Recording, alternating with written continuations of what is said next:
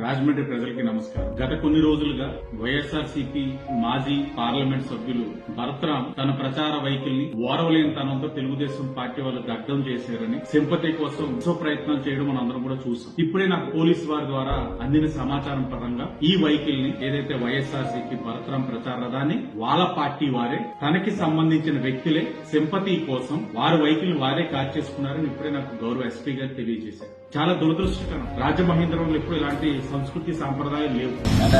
ఎప్పుడు ఈ టైప్ సంస్కృతి రాజమహేంద్రవరంలో ఎప్పుడు లేవు. ఓటమి భయంతో ఓరవలేని తనంతో ప్రజల్లోకి సింపతి తెచ్చుకోవడానికి ఇలాంటి చీప్ పాలిటిక్స్ వైసీపీ వాళ్ళు చేస్తారని మాత్రం నేను ఎప్పుడు కూడా ఊహించలేదు. వీరి యొక్క చీప్ పాలిటిక్స్ రాజమండ్రి ప్రజలకే కాదు రాష్ట్రంలో అందరికీ తెలియాలి. వైసీపీ పార్టీ వారు వారి ప్రచార రథాలను వాళ్ళే కాల్చేసుకొని దాన్ని మళ్ళీ తెలుగుదేశం పార్టీ వారికి ఆపాదిస్తూ ప్రజల్లోని ఇది ఒక విధమైన పాలిటిక్స్ తోటి సింపతి పాలిటిక్స్ తోటి ప్రజల్లోకి రావడానికి ప్రయత్నాలు చేస్తా ఉన్నారు. అది ప్రజలకి తెలియాల్సిన అవసరం ఉంది.